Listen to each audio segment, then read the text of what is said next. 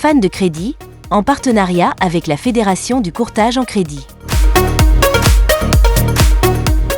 Bonjour à toutes et à tous, bienvenue à nouveau sur cette table ronde de la Fédération du courtage en crédit dans les studios du Média Imo pour parler autour de moi d'un sujet aujourd'hui qui est plus que jamais prégnant, c'est le cyber-risque, alors à l'anglaise cyber-risk dans tous les cas. Alors bien évidemment, je vous ai dit c'est d'actualité parce que avec tout ce qui est la généralisation des outils digitaux, la montée en puissance de l'intelligence artificielle, le contexte géopolitique, notamment avec les guerres avec les pays asiatiques ou les tensions dans les pays asiatiques et avec la Russie, le nombre d'attaques et le nombre de tentatives de cyber-risque sont multipliés et de façon même assez exponentielle. Alors, qu'est-ce qu'un cyber-risque ? Est-ce qu'on est tous concernés ? On a en tête quelques attaques qui ont touché le métier de l'intermédiation bancaire il n'y a pas très longtemps. 2023, un gros acteur du marché. Septembre 2024, un autre gros acteur du marché. Et puis le gros sujet de début 2025 avec l'attaque de la plateforme Harvest pour les gestionnaires de patrimoine qui n'est d'ailleurs complètement pas bouclé au niveau des risques et de l'étendue des désastres que ça a pu causer. Tout ça, aujourd'hui, doit nous poser cette question. Est-ce que moi, intermédiaire bancaire, je suis protégé parce que généralement petit? Est-ce que je passe sous le radar des pirates dans tous les cas? Pour en parler autour de moi dans cette table ronde, j'ai le plaisir d'inviter et d'avoir à mes côtés David Offer, président d'Eurocyber Group et accessoirement, mais l'accessoire est important, président de la Fédération française de la cybersécurité. Oui, tout à fait. Arnaud Gressel, fondateur et dirigeant du cabinet de courtage spécialisé dans le cyber-risque, Resco Courtage, c'est ça ? Resco Courtage, bonjour. Bonjour Arnaud. Et puis Michael Monroe, également fondateur et co-dirigeant ou dirigeant sur le cabinet de prestations de services contrôle. Et il nous en dira un peu plus sur ce qu'il fait. D'ailleurs, je vais vous donner la parole. Et bonjour. Bonjour, Michael. Je vais vous donner un peu la parole pour vous présenter un peu vos structures, pour expliquer ce que vous faites. David ? Avec plaisir. Merci de me donner la parole. C'est un plaisir d'être avec vous aujourd'hui. Alors, moi, je suis président d'Eurocyber Group, donc c'est une structure qui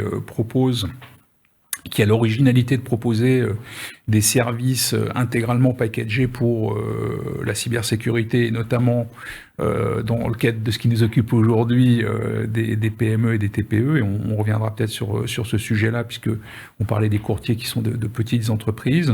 Et puis, on a une innovation extrêmement importante, puisqu'aujourd'hui, on a une plateforme assez unique au monde, qui d'ailleurs a été labellisée par l'État, qui va permettre en fait d'automatiser l'intégralité des supervisions de la cybersécurité, et puis de faire les correctifs de manière automatique. Et ce, quelle que soit la taille de l'entreprise et ou l'existant dans l'entreprise. Donc en fait, c'est quelque chose qui est le one step further, comme disent les anglo-saxons, en termes de cybersécurité, où on va essayer finalement d'utiliser les technologies d'intelligence artificielle, notamment pour aller compléter l'outillage que l'humain finalement a à sa disposition. Donc voilà pour les grandes lignes. Et puis alors sur la Fédération française de la cybersécurité, j'en profite pour rebondir. Donc c'est une association un but non lucratif qui a pour vocation de fédérer l'intégralité des personnes qui ont à cœur la cybersécurité. Et donc on travaille avec tous les acteurs du tissu économique français. Donc on a des chefs d'entreprise, on a des universités, on a des professionnels bien sûr de la cybersécurité, on a des banques, des assureurs, des courtiers qui sont adhérents, des étudiants, des universités, je crois que je l'ai déjà dit, et puis en fait tout ce qui peut en fait être concerné par la cybersécurité dans le tissu économique français. Et interlocuteur, donc souvent auprès des instances ou des représentants des instances publiques. Aussi, on n'est pas les seuls, mais aussi, hier j'étais à l'Assemblée nationale, d'ailleurs sur la mise en application future de Nice 2 et de DORA, qui concerne notamment les courtiers. Donc Bien sûr. effectivement, on est consulté comme d'autres, mais on est consulté parce qu'on touche énormément d'entreprises. Aujourd'hui, à la Fédération, on touche à peu près 500 000 entreprises en France, et on a lancé, alors j'en profite pour faire Promotion. la promotion. On a lancé hier un label pour les petites entreprises, un label simple qui s'appelle Cyberbat, et on démarre par ce label-là, qui va permettre, avec Alifele, qui est un label qui va permettre finalement aux petites structures d'avoir un espèce de stamp disant qu'elles ont conscience de la cybersécurité, parce que finalement la cybersécurité c'est beaucoup un souci de communication. C'est ce qu'on va sans doute évoquer sur le plateau, mais les petites structures n'ont absolument pas conscience des problèmes de cybersécurité. Donc voilà, on essaie de créer un label. Donc là on en a commencé par le bâtiment. Les bâtiments connectés, c'est extrêmement important. Donc tout ce qui est fluide électrique, etc., solaire, recharge des voitures par exemple. Et puis ça va se décliner après sur tous les autres secteurs de métier où on fait des accords par branche d'activité, exactement. Et donc ça a été lancé hier et on est en train de dérouler le tapis. Donc là déjà, rien que sur cette partie électricien, il y a déjà domotique, oui, on a déjà 10 000 entreprises là qu'on peut labelliser. Et donc ça va favoriser la communication sur la cybersécurité et cette prise de conscience qui est importante. Alors, j'en ai parfaitement conscience, c'est la raison pour laquelle j'ai provoqué cette table ronde. Arnaud, un peu plus de détails sur Resco ? Volontiers. Resco Courtage, c'est un courtier d'assurance spécialisé dans les risques liés à la sûreté, la fraude et le risque cyber. Créé en 2018. Donc on voit que on parlera de risque cyber qui a bien évolué depuis et qui s'est vraiment imposé. Resco, c'est la filiale d'un groupe d'assurance, Alpetis Assurance, auquel on s'est adossé en 2023 et qui nous permet d'accélérer ce développement. Et spécifiquement sur le risque cyber, on adresse de la TPE jusqu'à l'ETI. Alors pourquoi un courtier spécialisé ? Pour déjà mener cette étude du risque et d'aller chercher le meilleur placement, puisque c'est ce qu'on attend d'un courtier de manière générale, mais vraiment après être présent auprès de nos clients dans l'accompagnement, que ce soit la vie du contrat ou la vie de la société avec ses impacts sur le contrat, et puis spécialement sur la phase des sinistres. Et il y en a en cyber, on pourra donner quelques exemples, où le courtier a toute sa valeur ajoutée pour faire jouer le contrat dans ses dispositions d'assistance tout d'abord, puis d'indemnisation de façon plus classique avec l'assurance. Et effectivement, ça fait partie des questions que j'ai bien l'intention de vous poser. Michael, contrôle. Alors, contrôle. On va retrouver quelques éléments qui ont été évoqués par David sur son activité, mais toi, tu l'as vraiment modélisé, on va dire mis en kit, ce sujet-là. Donc, Absolument. Ravi d'être aujourd'hui ici avec vous. Contrôle, nous, on est une start-up. On fait une suite logicielle d'outils qui vont permettre à des consultants, ou on peut appeler des accompagnants cyber de PME, d'être ultra efficaces sur leurs prestations. Donc, ce dont on s'est rendu compte, c'est que justement, le risque augmentant, les petites structures ont besoin d'être accompagnées et qu'il y a des experts sur le territoire français qui sont positionnés un peu partout et qu'ils ont beaucoup besoin d'une suite logicielle qui va les aider à être extrêmement efficaces. Et donc, c'est là qu'on va être en complémentarité avec toutes les solutions techniques, David, dont tu parlais, puisque finalement, c'est la manière pour les petites structures de se faire accompagner pour les utiliser, et pour utiliser les outils de défense, parce que sinon, c'est trop difficile quand on est non sachant, sur un nouveau sujet comme celui-ci, où il n'y a pas beaucoup d'historique, de savoir, nous, quand on est une PME, qu'est-ce qu'on doit faire. Donc, pour résumer, Contrôle, c'est une boîte à outils qui va permettre aux professionnels de la cyber d'accompagner leurs clients sur toutes les problématiques de gouvernance et de gestion globale de leurs risques. Merci. Alors, cette présentation passée, moi je pense que ce serait quand même bien aussi qu'on rappelle, parce que le diable est capable de prendre différents apanages ou costumes. David, qu'est-ce qu'on appelle un cyberrisque? C'est quoi la définition? Est-ce qu'il y a des typologies de cyberrisques plus spécifiques? Alors ça, c'est une question très ardue, hein, parce que alors déjà, le risque, bon, tout le monde voit ce que c'est qu'un risque, mais le cyber-risque, la définition même de cyber ou de cybernétique, en fait, ça vient de cybernétique, elle est très complexe par elle-même, mais on va dire, pour faire simple... Oui, pour la vulgariser par rapport à... que c'est le risque numérique, finalement. C'est tout ce qui est associé à l'utilisation des outils numériques dans leur ensemble. Le numérique touche aujourd'hui toutes les activités, à la fois personnelles et professionnelles. Et en fait, on se rend compte, enfin on le sait déjà depuis très longtemps, mais ça s'est démultiplié ces dernières années, qu'en utilisant du numérique, eh bien finalement on s'expose et on expose non seulement, j'allais dire, sa propre personne, mais aussi ses proches, et puis, plus loin, ses entreprises ou son entreprise, quand on est soit salarié d'une entreprise, soit chef d'entreprise, et c'est d'ailleurs la responsabilité du chef d'entreprise de mettre en place les moyens de cyberdéfense, hein, puisqu'il y a un cyber-risque, donc de cyberdéfense. Donc, il y a, au niveau de la législation, déjà des cadres qui ont été fixés depuis longtemps, qui ont été renforcés énormément, notamment avec la RGPD, ce qu'on oublie très souvent, et moi je le rappelle systématiquement, parce que la RGPD, tout le monde en parle, mais tout le monde a oublié que dans la RGPD, il y a 17 lignes directrices liées à la cybersécurité, et donc on croit juste que voilà, c'est juste parce que je collecte de la data. Non, non, il y a des choses à mettre en place en termes de cybersécurité. Et ça, c'est de fait, et le but est de limiter justement ce cyber-risque.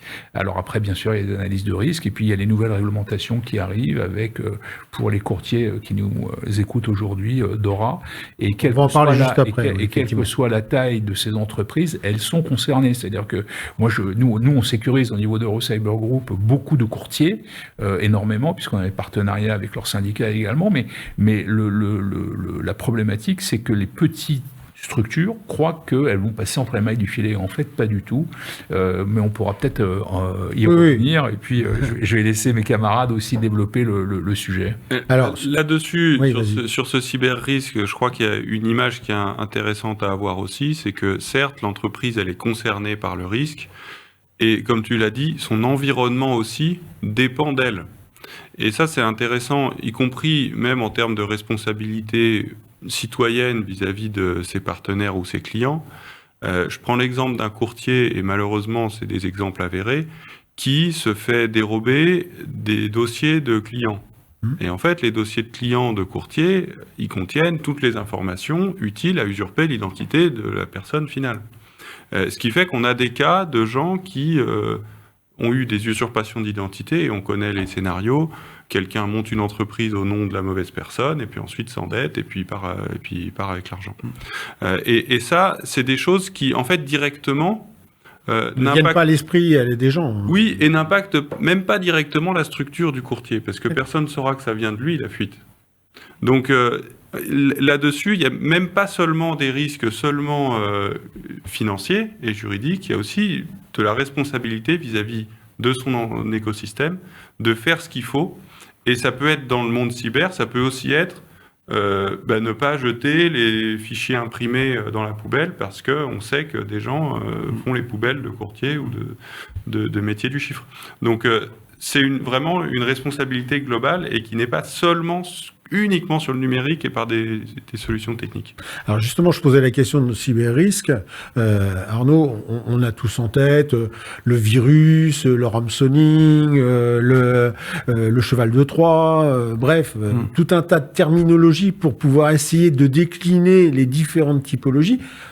Le cyber-risque, il est identifiable à partir du moment, comme vous le disiez les uns les autres, à partir du moment où j'ai quelque chose qui est débloquant, mais de façon frauduleuse ou avérée, délictuelle même, par rapport à un tiers. Oui, et j'ajouterais que le risque cyber, parmi ses caractéristiques, il est vital. C'est-à-dire qu'il y a des sociétés qui sont tombées parce qu'elles ont subi une attaque cyber. Il est vital ou il est létal?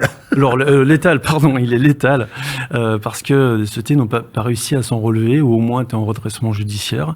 Et c'est vrai qu'il y a un effet de taille. On pense qu'en dessous d'une certaine taille, d'un certain effectif, on est sous les radars. Mais le risque cyber, il a cette particularité qu'il ne suffit pas d'être ciblé pour être touché. On peut être touché par effet de bord, par l'inadvertance d'un collaborateur qui aura cliqué sur le mauvais lien, parce que son sous-traitant aura été lui-même touché. Et on a eu un exemple dans l'expertise comptable il y a 2 ans. 1200 experts comptables se sont retrouvés touchés parce que le prestataire l'a été, par la supply chain. Donc finalement, je dirais la difficulté d'appréhender ce risque-là, c'est que tout le monde sait, et aujourd'hui les dirigeants savent que ça fait partie des risques. Ils méconnaissent par contre le fait que c'est le risque numéro 1, et dans les classements, depuis 2019, le risque cyber est en numéro 1. Le deuxième, d'ailleurs, c'est l'arrêt d'activité, et les deux sont mêlés. Et les conséquences du risque cyber sont difficilement appréhendables. Et souvent, quand on échange avec les dirigeants, on se rend compte que ça fait partie des risques à traiter.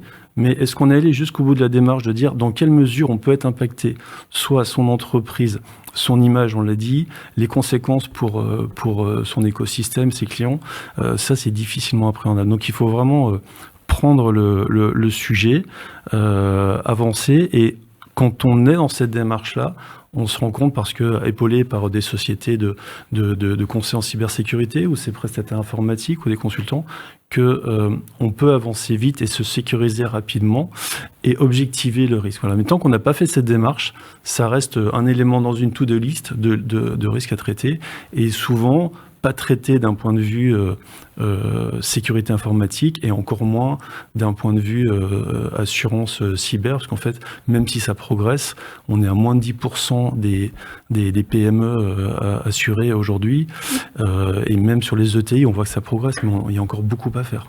On va en reparler juste après. Je voudrais revenir vers toi, David. On a évoqué dans mon préalable la notion de réglementation. Tu as réévoqué DORA, la directive européenne justement sur la gestion des flux, etc. digitaux.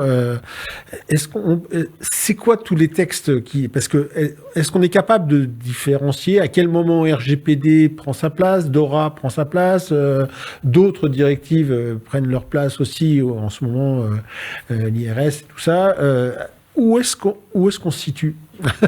Je pense d'ailleurs que ces couches réglementaires sont un vrai sujet en soi-même. C'est un sujet que j'ai abordé, d'ailleurs que j'aborde régulièrement. Déjà, tout le monde est concerné par la RGPD. On va faire simple. Règlement général sur la protection des données. Ça, c'est la traduction française, GDPR en anglais.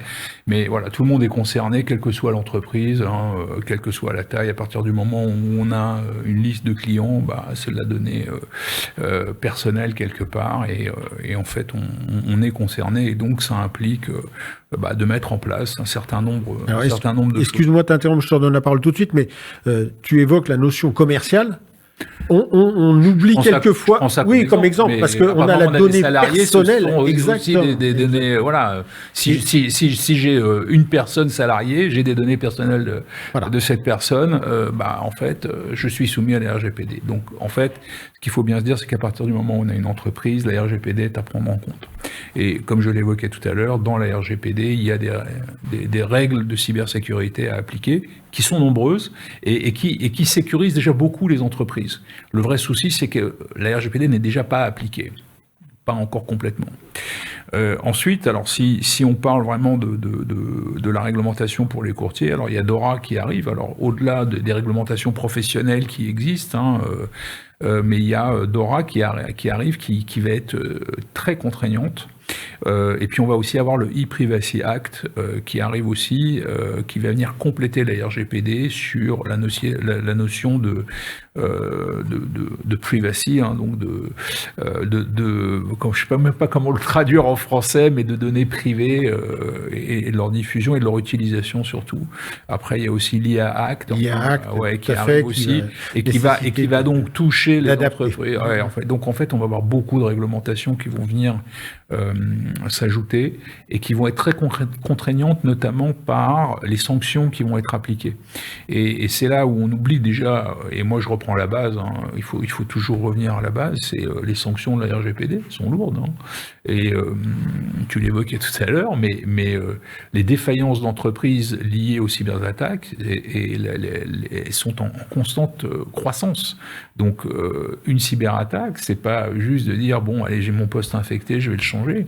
C'est très souvent c'est la perte de son entreprise qu'on ressent pas d'ailleurs toujours tout de suite parce que souvent on arrive à remettre en route, voilà, on arrive à bricoler dans un coin et on le ressent au bout de 6 mois. Et le taux de défaillance des entreprises qui ont subi ce qu'on appelle des cyberattaques paralysantes, il est en forte croissance. Chez les courtiers aussi, nous on le voit tous les jours, des courtiers qui nous appellent, ah excusez-moi, est-ce que vous pouvez venir m'aider, on est dans la panade, on a pris une cyber, voilà, on a un ransomware, qu'est-ce qu'on fait? Bah oui, mais on vous a appelé il y a 6 mois, vous n'avez rien fait, maintenant c'est un peu tard. Et une fois qu'on se prend l'attaque, alors on arrive plus ou moins, comme je le disais, à remettre les choses en route, mais le coût est beaucoup plus important, l'impact pour l'entreprise est très important, et ce qu'on oublie surtout, c'est que il y a dans le Code civil des articles qui imposent aux chefs d'entreprise cette responsabilité en termes de cyber. Et donc un chef d'entreprise qui n'a pas mis en place les moyens pour défendre son entreprise et ses salariés est coupable quelque part aux yeux du Code civil, et il y a des amendes extrêmement fortes, 350 000 euros d'amende, enfin c'est lourd, et s'il y a défaillance d'entreprise, au tribunal de commerce, c'est reconnu comme une faute de gestion maintenant.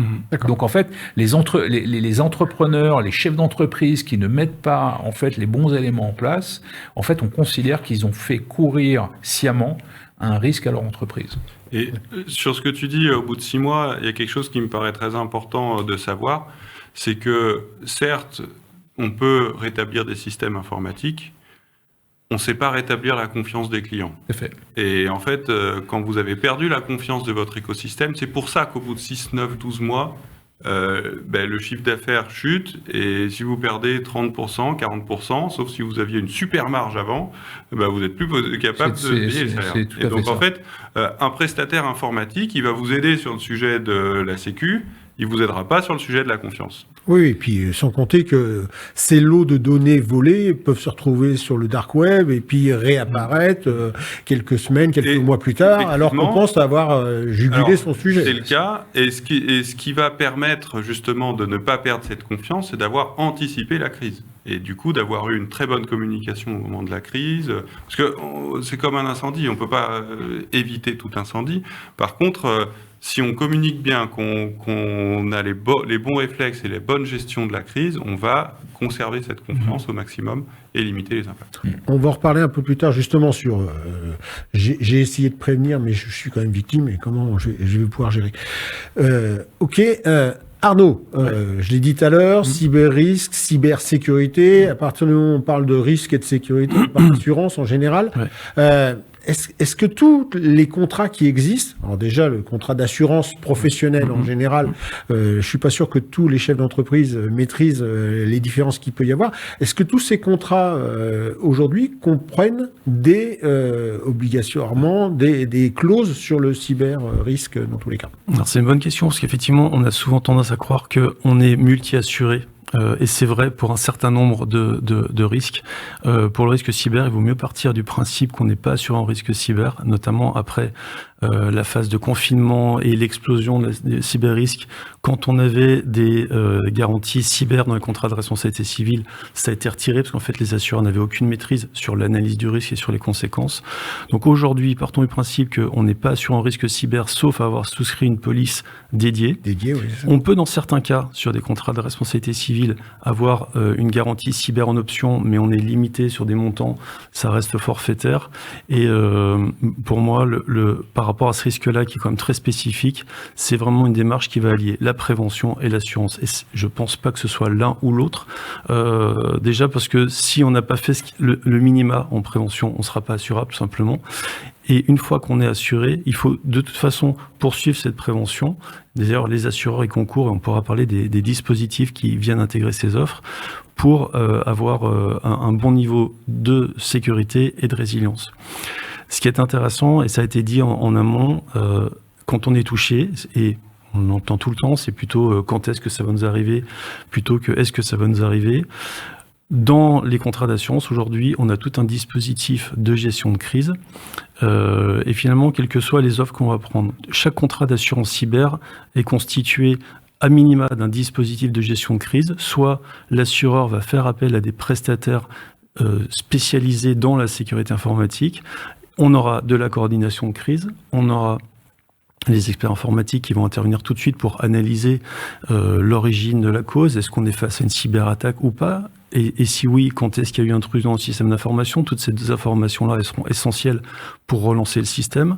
Dans le dispositif, il y aura également des avocats qui vont accompagner les entreprises dans leurs obligations juridiques. Et je le rappelle, c'est fondamental en cas de déclenchement d'une assurance cyber, dépôt de plainte dans les 72 heures. Sinon, l'indemnisation ne pourra pas fonctionner. Et troisième volet, tu le disais, Michael, c'est la communication de crise. Voilà. Donc déjà, s'assurer en cyber, et souvent ça c'est une notion qui est méconnue, de s'assurer en cyber, c'est de disposer d'un panel d'experts qui interviendront H24, 7 jours sur 7, dans une réponse à incident.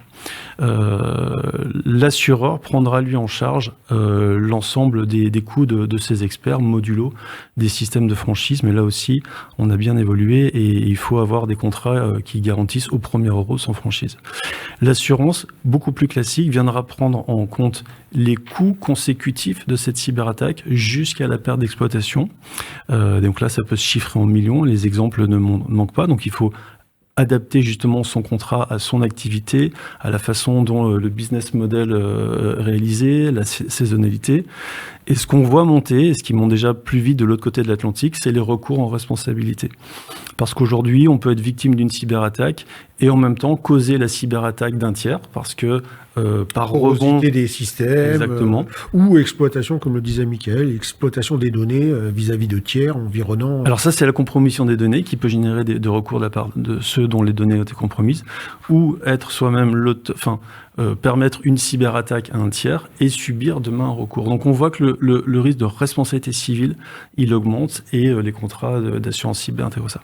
Et dernier mot, et les assureurs, pour se sécuriser et pour améliorer la sinistralité qui est partie en flèche il y a quelques années, ont depuis développé des outils de prévention qu'ils incluent dans leurs offres d'assurance cyber. Et ça, c'est intéressant parce que ça va améliorer le risque. C'est plus qu'un pied à la prévention pour les entreprises. C'est vraiment des éléments tangibles qu'on peut mettre en place, déployer pour être mieux sécurisé et notamment sensibiliser ses collaborateurs avec des campagnes de phishing qui sont maintenant assez récurrentes dans ces contrats-là.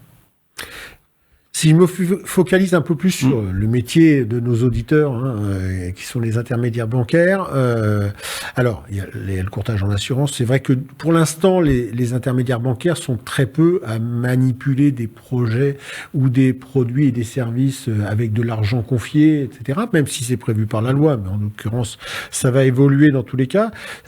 Maintenant, la notion de prévention minimale. Alors, je vais me tourner vers David parce que on insiste. C'est un gros leitmotiv que tu as sur le RGPD. Il y a la cartographie des risques, déjà, qui, à mon avis, est le b.a.-ba absolument indispensable. Et puis, je me retournerai aussi vers Michael, justement, pour tous ces sujets et comment je peux assurer une prévention minimale de mon risque. Alors, tout à fait.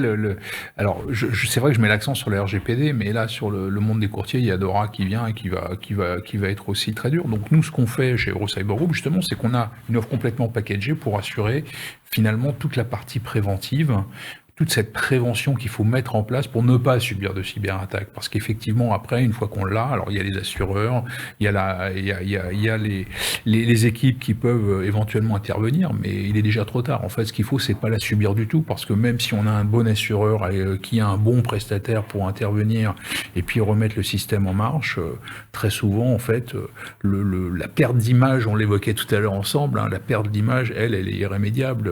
Et puis, si défaillance de l'entreprise derrière, de toute façon, quel que soit l'assureur, ça va pas aider beaucoup. Donc l'idée, de toute façon, c'est bien de prévenir et donc de mettre en place les éléments pour éviter une cyberattaque, une fuite de données, puisque dans les cyberattaques, on a parlé des fuites de données, mais il n'y a pas que ça, il y a les demandes de rançon qui aujourd'hui se complexifient. Il y a des nouvelles tactiques de demande de rançon depuis le début de l'année, enfin depuis les JO très exactement, on voit des nouvelles méthodes sur les demandes de rançon qui sont ce qu'on appelle des doubles ou triples actions, c'est-à-dire qu'avant on vous demandait une rançon pour récupérer les données, maintenant c'est le vol de la donnée, c'est le chiffrement des données, et puis derrière la diffusion des données. Et donc c'est 3 niveaux de cyberattaque, vous passez au tourniquet à chaque fois, c'est-à-dire vous payez à chaque fois.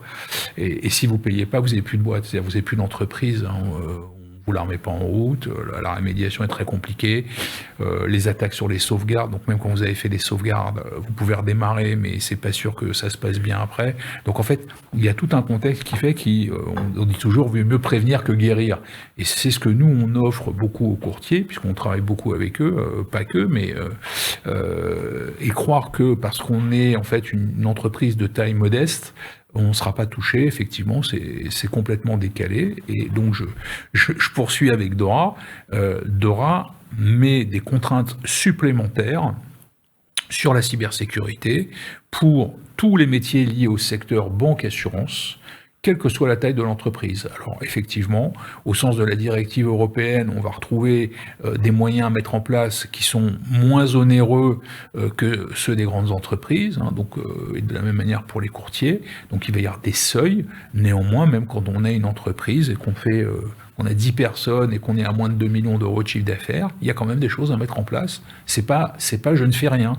Et en fait, ce qui va obliger, je finirai le propos là-dessus pour laisser la parole, mais ce qui va en fait obliger les courtiers à le faire, c'est que dans Dora, en fait, il faut garantir toute la chaîne de sous-traitance, c'est-à-dire la chaîne de traitement de l'information.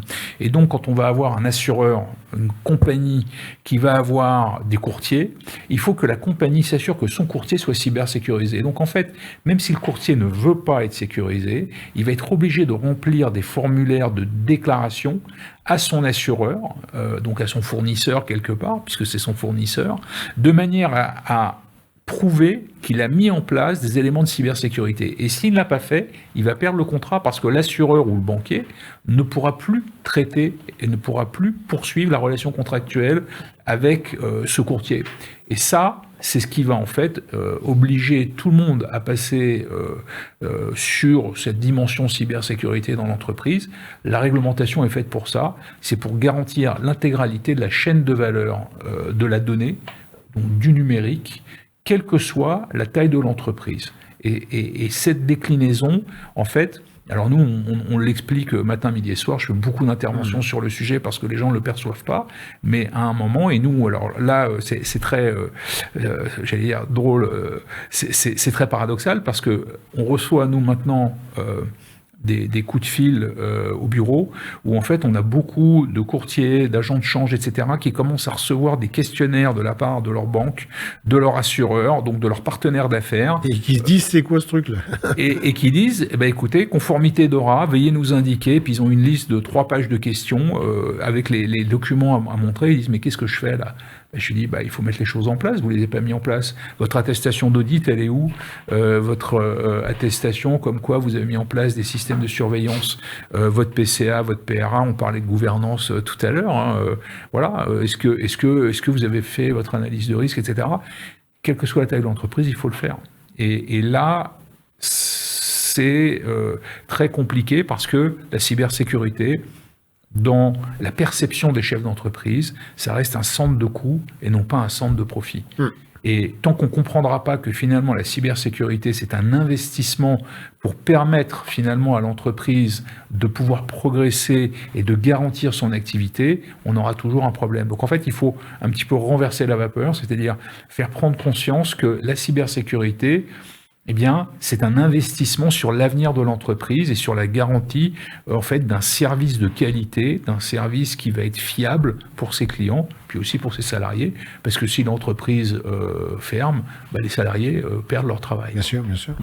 Donc, Michael, si je reviens sur la question initiale, et merci franchement, David, d'avoir insisté sur ce sujet-là, d'autant plus qu'alors, je précise quand même, Dora, dans l'évolution, on est plutôt sur les courtiers en assurance, mais les courtiers en opération de banque vont également être très largement impactés, ne serait-ce que parce que si jamais elles se décident à pouvoir gérer des flux, et puis parce que un courtier en opération de banque est souvent aussi intermédiaire en la partie assurance. Et il ne faut pas ignorer que même si on distingue au niveau de la CPR ces deux activités-là, dans la réalité, c'est la structure qui est intégralement touchée.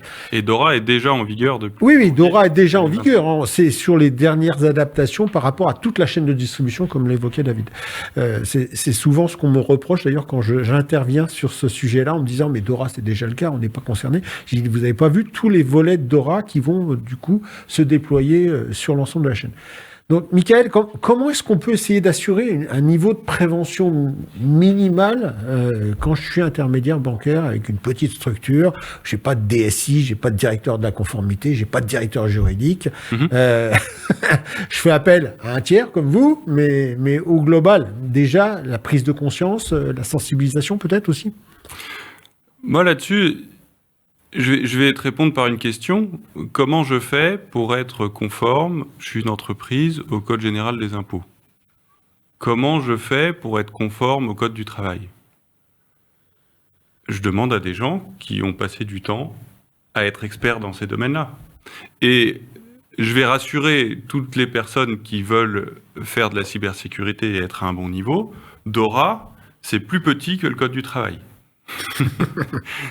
Le RGPD, c'est plus petit que le Code général des impôts. Oui, alors j'ai mon avis, excuse-moi, mais j'ai mon avis un peu trublion sur le RGPD.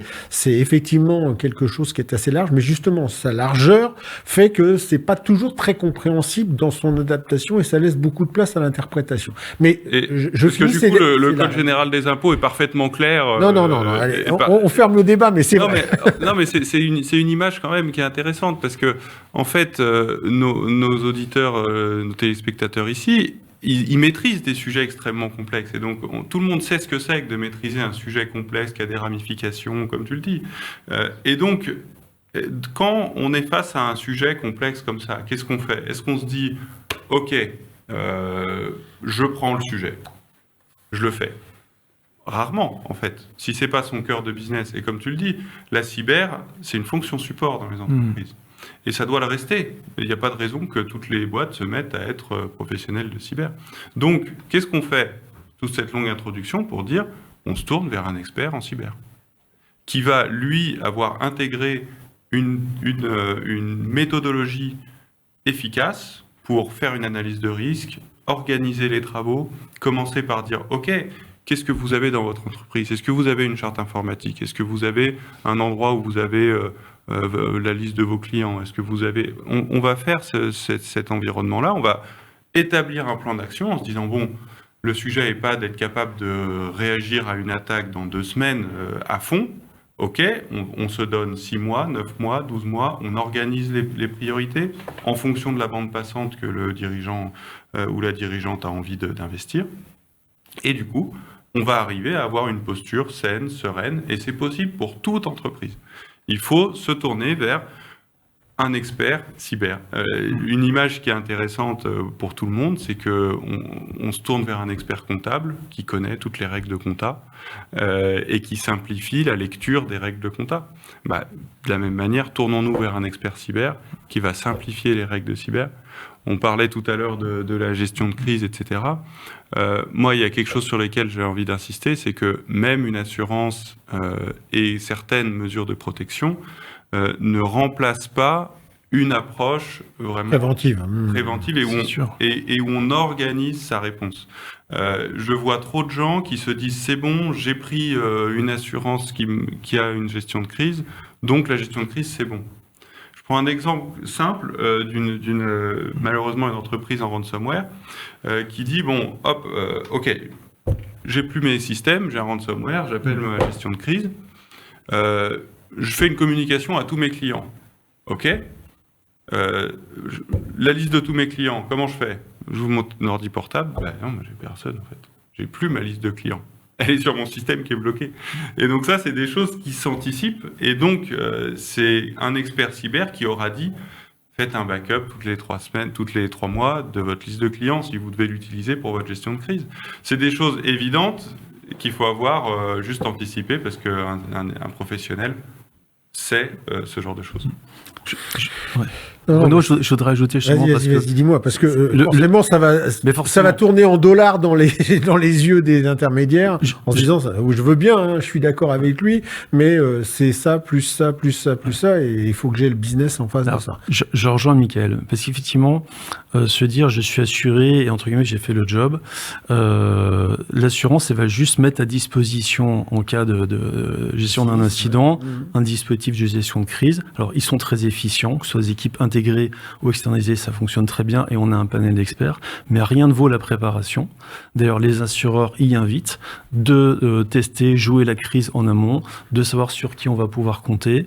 Voilà, un départ à froid, ça fera perdre des heures dans tous les cas, assuré par assuré, et ces heures-là, elles peuvent coûter très cher. Donc, nous, notre conseil en tant que courtier en assurance sur le risque cyber, c'est de dire assurez-vous parce que vous aurez cette réponse à incident immédiate et la couverture du bilan. Hein. On a dit ça peut se chiffrer en millions, mais c'est une démarche, ça s'arrête pas le jour où on a mis en place son assurance. Et justement, tous ces investissements qui auront été réalisés, permettront de mieux négocier son assurance, voire les renouvellements d'assurance. Là, depuis 2-3 ans, l'assurance est en train de baisser parce qu'elle avait fortement augmenté, mais elle baisse beaucoup plus chez ceux qui ont continué à investir en sécurisant les accès, formant le personnel. Donc c'est vraiment l'un et l'autre, et on n'en a jamais fini. On le sait, en cyber, on peut être parfaitement... oui, parce que les gredins, ils sont en avance sur nous en général. Ils sont souvent en avance, et ça va continuer. Ils font que ça. Hein.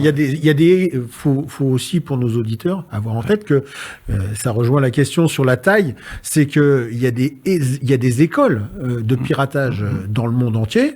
Je pense même qu'il doit y en avoir en France comme dans tous les pays, et que forcément, si on doit s'entraîner pour essayer de percer des systèmes, on va forcément aussi aller essayer de commencer par percer des systèmes faciles pour se rôder à ça. Donc non, faut pas se croire du tout à l'abri par rapport à tout ça. Et on n'est plus sur des attaquants qui sont des enfants de 14 ans devant un ordi avec une même s'il y en a encore, hein, récemment il y en avait encore un.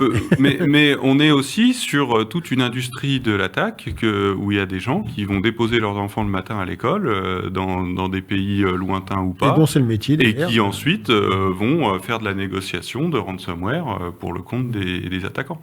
Donc c'est pour ça qu'il y a une professionnalisation qui fait que c'est effectivement une fonction support qui arrive, il y a effectivement des coûts associés, et ces coûts, ils sont estimés par tout le monde comme nécessaires, justement pour la résilience de tous.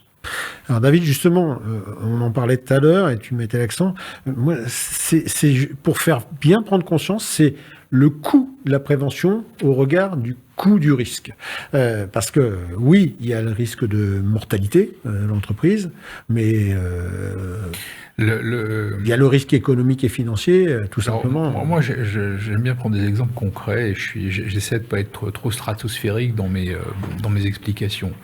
Le sujet, il est simple. C'est à combien vous fixez le prix... de votre sécurité. Non, le prix de votre vie. Ah oui. Si vous avez votre entreprise, vous la perdez demain, pour vous, ça vaut combien ? Donc en fait, le sujet, c'est pas de dire est-ce que il faut que je mette 200 €, ou 2000 € ou 3000 €, c'est de dire bon, si je perds mon entreprise, qu'est-ce que je fais ?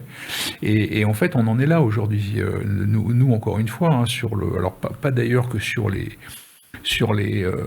courtiers ou sur les métiers de la finance. Hein. Nous, on voit aujourd'hui des attaques sur des agents immobiliers, sur toutes les structures en fait de taille intermédiaire, des pharmacies, des cabinets comptables, on l'a évoqué tout à l'heure. Enfin, et les hôpitaux, il y a les hôpitaux sont déjà très importantes. Bon, là, moi, je parle des petites structures. Donc, sur les petites structures, et moi, j'avais le cas là, on a eu le cas là d'un agent immobilier En France, je dirais pas, je donne jamais de nom ni trop de détails, mais voilà, 5 personnes, il a mis la clé sous la porte, il me dit qu'est-ce que je vais faire demain.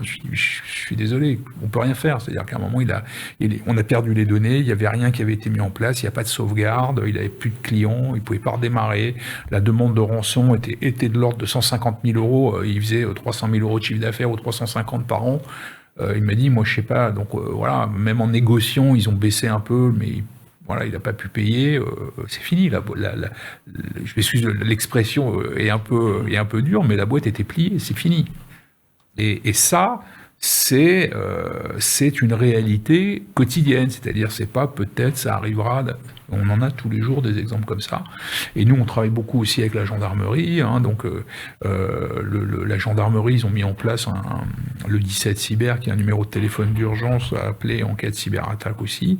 Ils ont des appels tous les jours. Ils n'arrêtent pas. Et quand on parle véritablement, tout à l'heure, tu évoquais les réseaux criminels. C'est une véritable industrie criminelle. Il faut savoir aujourd'hui que les criminels de la cybersécurité, ça génère, entre guillemets, un chiffre d'affaires, ça leur rapporte plus d'argent aujourd'hui que le trafic de drogue quasiment. Donc c'est vraiment devenu la source de revenus numéro 1 des réseaux criminels qui sont très souvent à l'étranger, mais pas que, parce qu'aujourd'hui on peut être partout et puis on peut faire croire qu'on est à peu près partout. Mais c'est un vrai sujet. Et là, on peut pas faire tellement plus pour convaincre un chef d'entreprise. C'est vraiment une décision intime. Est-ce qu'on a envie de prendre le risque ou pas ? Vous avez un ravin, est-ce que vous voulez aller sur un fil ou sur un pont ? C'est un choix. Alors moi après, je discute pas le choix de vie, mais voilà, c'est-à-dire qu'après, il y a cette prise de conscience. Généralement, les chefs d'entreprise sont en tant que chefs d'entreprise, beaucoup très responsables. Parce que quand on a une entreprise, on a une responsabilité, on le sait. Généralement, le gros souci des chefs d'entreprise, c'est déjà de payer les salaires, généralement, les charges, d'avoir une entreprise qui tourne, d'avoir une clientèle en leur fournissant un service fiable. Mais c'est ce que j'évoquais tout à l'heure, la cybersécurité, c'est aussi la fiabilité de ce qu'on délivre. Donc finalement, c'est quand même la crédibilité dans la pérennité de l'entreprise. Et un chef d'entreprise qui lésigne sur finalement l'investissement sur sa cybersécurité, on peut se poser la question de savoir quelle vision il a de son entreprise et puis quel rapport il a par rapport à sa responsabilité, à la fois vis-à-vis de ses salariés, vis-à-vis de ses clients. Michael, tu voulais rebondir, oui. Oui, sur le coût d'une attaque, le risque et le coût de l'attaque. En fait, le coût de la protection et le coût de l'attaque, il y a une différence qui est très nette, c'est que le coût de la protection en amont, vous le maîtrisez, et donc on va maîtriser le coût de son assurance, ce que tu disais Arnaud, on va maîtriser le coût des investissements qu'on fait pour se faire accompagner. Le coût de l'attaque, on ne le maîtrise pas, puisque c'est quelqu'un d'autre qui le maîtrise, et les impacts sont énormes et on ne les maîtrise pas. Donc en termes de prévisibilité, c'est la grosse différence entre les coûts de protection et de... Non, mais ma question était provocatrice, bien évidemment. Bien sûr, ouais, mais je suis complètement convaincu de ça. Sans compter le coût de la sanction administrative. Même sans parler des montants. Le fait de pouvoir le prévoir, c'est quelque chose aussi, on peut le mettre dans un business plan. Complètement. Mais c'est aussi le sujet de la valorisation que tu évoquais tout à l'heure. Effectivement, c'est un centre de coût. Sauf que ça devient, une étape nécessaire quand on va avoir une bonne gestion d'entreprise, et je suis convaincu effectivement qu'on aura de la jurisprudence à un moment donné pour faute de gestion, parce que le dirigeant n'a pas pris les devants sur sa cybersécurité ou de s'assurer face à la menace numéro 1. Ça existe déjà. Oui, mais sur des fautes avérées. En jurisprudence, sur le risque cyber... On a la loi Godefroy mais il y a des années 80. Bon, on peut échanger, mais sur la jurisprudence, pour moi, à confirmer, mais ça va être un élément. On a aussi NIS 2, et nous, on le voit avec Dora, le fait de devoir produire son attestation d'assurance, parce que ça va démontrer, le fait qu'on a un certain niveau, et les prérequis des assureurs sont en fait cohérents avec le chiffre d'affaires, la taille, l'activité, etc. Et donc, c'est une façon de prendre les devants et de valoriser, et de toute façon, à un moment donné, on doit peut-être on produira des informations pour justifier ce qu'on a mis, ou on devra produire une attestation d'assurance, et ça se fait pas dans l'urgence, ça se fait pas en 24 heures, une semaine, donc ça doit s'anticiper dès lors que on progresse en chiffre d'affaires et en part de marché. Il y a un exemple peut-être que je peux encore peut-être donner pour encore enfoncer un peu le clou, mais quand on a une entreprise, quand on a un véhicule, quand on a un domicile, on a une assurance. Mais est-ce que pour autant, quand j'ai une assurance pour ma voiture, je laisse ma voiture ouverte? Est-ce que quand j'ai une assurance contre le vol, est-ce que je mets pas quand même une porte blindée? Et puis quand j'ai une assurance pour mon entreprise, est-ce que je mets pas quand même des caméras, un système d'alarme? C'est exactement le même principe. C'est pas parce que j'ai une assurance que je ne fais rien. Au contraire. Donc c'est un tout, j'allais dire un framework, c'est-à-dire c'est un environnement qu'il faut mettre en place, un environnement de sécurité, de défense pour la pérennité de l'entreprise. La cybersécurité en fait partie intégrante. Alors, le temps passe très vite, surtout à vos côtés, et sur un sujet qui est passionnant, même s'il est sur le fond, il est plutôt traumatisant, potentiellement. La dernière question que je voulais vous poser aux uns et aux autres, voilà, malgré toutes les précautions que je peux avoir prises, je suis victime, je suis face à une cyberattaque, ça se passe plus ou moins bien. C'est quoi l'attitude que je dois avoir vis-à-vis de mes équipes, vis-à-vis des autorités, vis-à-vis de l'assureur, etc. David. Alors nous on fait justement les formations. Alors il faut savoir que la sensibilisation des salariés c'est obligatoire. On doit en faire une tous les ans. C'est la RGPD que j'évoquais tout à l'heure. Dans DORA, ce sera encore renforcé. Mais sensibilisation des salariés, on parle des entreprises, donc c'est obligatoire, il faut le faire. Et puis derrière, alors nous ce qu'on fournit à nos clients sont ce qu'on appelle des fiches réflexes, que faire en cas de cyberattaque. Donc nous on forme les entreprises, on forme les salariés. Qu'est-ce qui se passe si tout d'un coup vous voyez quelque chose qui est pas normal sur votre poste de travail? Alors je parle même pas de la tête de mort qui s'affiche sur des cas réels. Non, c'est vraiment le ransomware avec un compteur qui tourne sur votre poste de travail et puis avec du dollar. C'est pas du dollar, du bitcoin généralement, mais oui. Donc nous on fournit justement. Alors on fait les formations de prévention. On fait également des formations sur que faire en cas de crise cyber. Et puis surtout on fournit en fait les guidelines, donc des fiches. Que chaque personne a à disposition, alors en numérique, mais en papier, parce que comme on l'a très bien dit tout à l'heure, quand l'ordinateur n'est plus accessible ou le système informatique n'est plus accessible, le numérique, donc il faut l'avoir en papier. Et donc c'est que faire. Quel faire, les premiers éléments à faire, voilà, donc il y a certaines étapes qu'il faut faire ou ne pas faire, d'ailleurs, il ne faut pas éteindre son ordi, enfin, voilà, il y a des choses qu'il faut savoir mettre en place tout de suite, dès qu'il y a une crise, mais tout ça, ça s'anticipe, encore une fois, on est dans l'anticipation, plutôt que dans la réaction, où on va faire même des bêtises, des fois, on voit beaucoup d'entreprises, on a une cyberattaque, tac, on éteint tout, ben non, surtout pas, c'est le truc à pas faire, quoi. Et c'est même encore pire, généralement ça aggrave même encore la situation. C'est pas parce que vous avez fait un shutdown du système que ça y est, ça n'existe plus. Ça peut être encore pire. Et donc voilà, donc il y a des méthodes, il y a comme tu le disais très bien tout à l'heure, il y a des experts. J'ai beaucoup aimé cet exemple de l'expert comptable. C'est-à-dire, effectivement, quand on veut faire sa comptabilité, on fait appel à un expert comptable. Quand on veut faire de la cybersécurité, on fait appel à des experts en cybersécurité. Il y a des entreprises avec des labels aussi, voilà. Et c'est notre métier, c'est notre quotidien. On a beaucoup d'expérience, on a des équipes qui ont de l'expérience. Et chacun ses responsabilités. Nous, ma responsabilité, moi, en tant que chef d'entreprise d'une entreprise de cybersécurité, c'est d'apporter le meilleur service de cybersécurité à mes clients. Et ça, c'est quelque chose, j'allais dire aussi très motivant, très intéressant, mais c'est là où véritablement on va pouvoir avoir une vraie valeur ajoutée sur cette limitation du risque cyber qu'on évoquait tout à l'heure.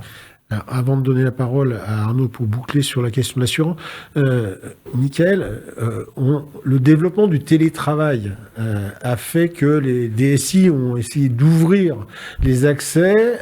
On n'utilise pas forcément un ordinateur dédié à ça, c'est souvent son ordinateur personnel. Est-ce que c'est pas aussi un risque complémentaire? Et du coup, qu'est-ce qui se passe quand ce risque apparaît? Je suis en télétravail, je l'ai sur mon appareil personnel, des obligations vis-à-vis de l'employeur, vis-à-vis de tout mon environnement professionnel. Ouais. Alors là-dessus, en fait, il y a une multitude de nuances dans la capacité, dans la gestion de ce genre de sujet. Et ça va être, comme tu l'as dit tout à l'heure, David, à quel point on accepte du risque ou pas. Et c'est là que, encore une fois, il faut mieux se faire accompagner pour comprendre le risque qu'on prend. Si on permet aux employés de partager un même ordinateur. Qu'est-ce que ça veut dire? Qu'est-ce que ça impose comme contrainte ensuite sur le reste des informations? Où est-ce qu'on les stocke et quelles sont les règles d'accès qu'on y fixe? Tout est possible, par contre, il faut que tout soit cohérent. Et pour que la cohérence soit là, en général, il faut que quelqu'un qui connaît les sujets le regarde. Donc moi, j'ai une approche qui est vraiment ouverte là-dessus, dans le sens où tout est possible, avec cette condition de la cohérence. Arnaud, donc, du coup, l'assureur, je le préviens, tu l'as dit tout à l'heure, 72 heures pour, en tout cas, respecter les obligations contractuelles de l'assurance et de la garantie, mais plus largement, en quelques mots. Les consignes qu'on rappelle tout le temps, au moindre doute, si on est assuré, on déclenche son assistance. Il vaut mieux déclencher assistance pour un mauvais soupçon, plutôt que d'avoir perdu des heures pendant lesquelles les hackers vont pouvoir propager dans le système. Donc, au moindre doute, on déclenche assistance. On fait un dépôt de plainte. C'est essentiel. Aujourd'hui, toute indemnisation en assurance cyber est conditionnée à ce dépôt de plainte dans les 72 heures à partir de la connaissance. Gendarmerie, police ou courrier au procureur de la République, on peut faire par Internet. D'accord. Ça permet d'acter et comme ça, parce que on n'est pas toujours encore parfaitement bien reçu dans les commissariats de gendarmerie. Il faut faire encore un peu de pédagogie. Idéalement, on a prévu une équipe en interne qui va pouvoir accompagner cette gestion de crise, parce que l'assistance cyber, elle ne fait que accompagner. Donc il faut en interne savoir sur qui on va compter et comment on va communiquer, parce que tout peut tomber. Et un conseil qu'on donne également sur le volet indemnisation, c'est d'enregistrer les pertes ou les coûts qui vont venir s'ajouter, parce qu'une crise cyber, c'est long. Il y a toute cette phase d'assistance et puis après de remédiation, et enfin après viendra le moment de l'indemnisation. Donc plus on a été rigoureux dès le départ sur le recueil de ces coûts, plus ça sera simple pour les experts qui interviendront à ce moment-là sur l'indemnisation. Et merci à tous les trois. Pour boucler juste, mais alors vraiment en 2 mots, parce qu'on est passionné, ça se sent dans les propos. Un dernier conseil que vous pourriez faire à tous nos interlocuteurs qui sont des intermédiaires bancaires, que vous avez peut-être déjà donné, mais vraiment l'urgence ou la priorité des priorités. David? Alors moi, le conseil que je peux donner, en une phrase, ne négligez pas la cyber et appelez-nous. Eurocyber Group. Michael? Moi, ce que je veux dire, c'est qu'on a parlé beaucoup de menaces et de ce qui peut se passer dans les pires cas. C'est que il ne faut pas que ça donne une image compliquée du sujet. Oui. Il est possible, et on le fait tous, et beaucoup d'entreprises y arrivent, des plus petites aux plus grandes, à avoir une approche responsable et sereine de la cyber. C'est possible, c'est pas un énorme chantier. Il faut juste se faire accompagner et placer ça dans le temps. Et ensuite, ça apporte beaucoup de tranquillité d'esprit au-delà de la sécurité. Mot de la fin pour toi, Arnaud. Merci. se poser la question, savoir si on est assurable en risque cyber. 2 cas. On est assurable, on aura cette protection qui est fondamentale. On ne l'est pas, alors c'est plus un problème d'assurance. Il est urgent de remédier à ce qui empêche cette assurabilité sur les protections, les sauvegardes. Voilà. Mais ne pas imaginer que c'est compliqué. Et si on parle de coûts, c'est souvent bien moins onéreux que ce qu'on a en tête. Donc voilà, il ne faut pas reporter le sujet. On traite et on voit après. Écoutez, merci une fois encore à tous les 3 pour vos précieux conseils et votre éclairage.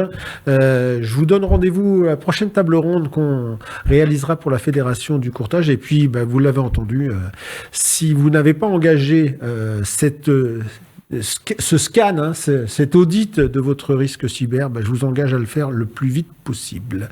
Bonne journée à toutes et à tous. Merci. Bonne journée. Fan de crédit, en partenariat avec la Fédération du courtage en crédit.